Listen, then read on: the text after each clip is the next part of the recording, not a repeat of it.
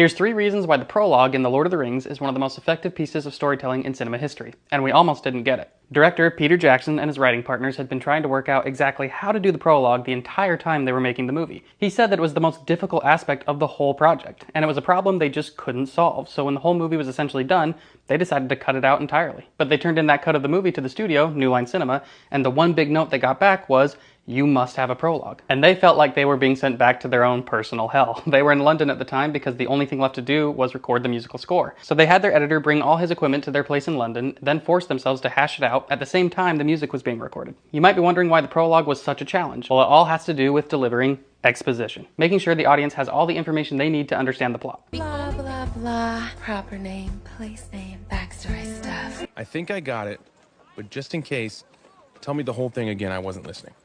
And when it comes to stories with dense plots, especially ones adapted from dense books, even the best filmmakers struggle with how to do this in an efficient and entertaining way. Here's an example of 2 very different versions of a prologue from the same story. The most precious substance in the universe is the spice melange. Spice exists on only one planet. The planet is Arrakis, also known as Dune. That was from the 1984 Dune. In this case, to make sure the audience had some basic info, they just have a lady appear on screen and talk directly at us. It's not very entertaining, but it's efficient. Now compare that to the 2021 Dune. You can see spice in the air at nightfall. The spice harvesters' land. By controlling spice production, they became obscenely rich. Our warriors couldn't free Arrakis from the Harkonnens. This version still uses narration, but it's less informational and also accompanied by lots of visual exposition as well. I prefer this because I think it's more cinematic, but admittedly, some information is lost. I think it's fair to say one film delivers the exposition in a direct but kind of boring way, and the other does it in a more cinematic but less informative way. And that's the same choice they were struggling with when they were trying to create the prologue to The Lord of the Rings. How much information is necessary and how do we make it not boring? After enough trial and error, they figured it out and ended up making one of the greatest opening sequences of all time. And the first reason for that was that they treated it like its own story. A lot of movies follow a 3-act structure that has story beats at specific points. Let's say the movie is 100 minutes long. By the end of Act 1, around 25 minutes, we've established what the main tension is. Will the characters achieve this goal? Around 50 minutes, we're at our midpoint, and this is where something happens that causes the tension to rise. Achieving the goal becomes harder. Around 75 minutes, there's a kind of culmination. The characters achieved their goal or they didn't. Sometimes this is the all hope is lost moment. This ends Act 2. At some point in Act 3, we have a twist. Now, this isn't always a literal twist like he was the bad guy all along. It can be, but it's just that circumstances change. Something is revealed that allows us to get to our resolution or ending. Now, the Lord of the Rings prologue is about 7.5 minutes long. It starts by introducing the One Ring and how Sauron is going to use it to control the world. And about 25% of the way in, at minute 152, the narrator says, But there were some who resisted. That's Act 1. Sauron is going to use the ring to take control, but standing in his way is this army. We have this big battle sequence in right around 3 minutes and 50 seconds. Sauron, the enemy of the free peoples of Middle-earth, was defeated. Sauron is defeated. That's essentially 50% of the way in. It's our midpoint. The goal gets more difficult because Sauron is gone. Around minute 537, the ring ends up with Gollum. There's the end of Act 2, about 75% of the way through the story. All hope is lost. He's going to keep that thing forever. Then we get to the twist. It was picked up by the most unlikely creature imaginable, a hobbit. A hobbit being the most unlikely creature imaginable, well, that sounds like a twist to me.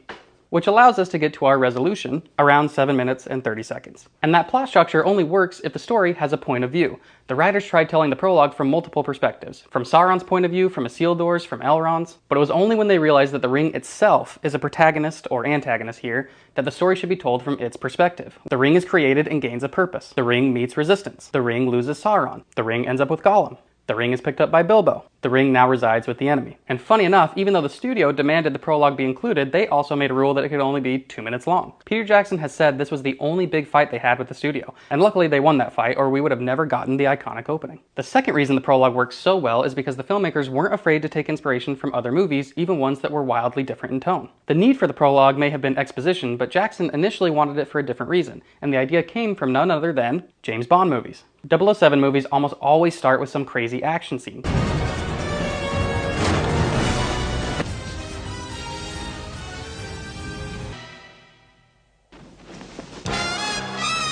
Jackson always admired the way those scenes plucked the viewer out of the world where they came from and placed them in the hands of the filmmaker. Which is why less than 2 minutes into the movie, we're pulled into this epic battle. since he knew we wouldn't get another one until the end of the second film.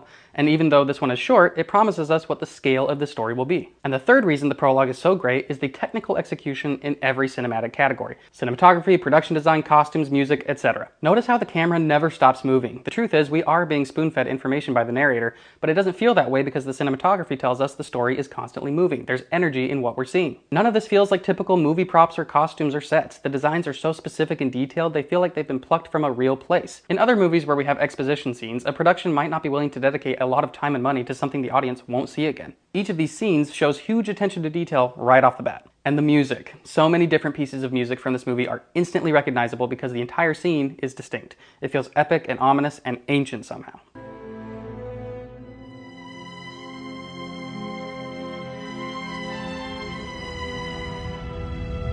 All of these elements combined together accomplish the biggest task of all, hooking you enough that the next 45 minutes of the movie that's doing Act 1 again goes by a lot faster. If the prologue wasn't there, I think Bilbo's birthday and these Shire scenes might have felt tedious, but not when we have this vital information. We know he has a ring that can bring about the end of the world, and we already saw what that looks like. Massive stakes loom over this simple little event, giving it a natural tension until the next major story beat happens. And that's why I think the prologue in The Fellowship of the Ring is one of the greatest movie openings of all time. But I'd love to hear if you agree, so let me know.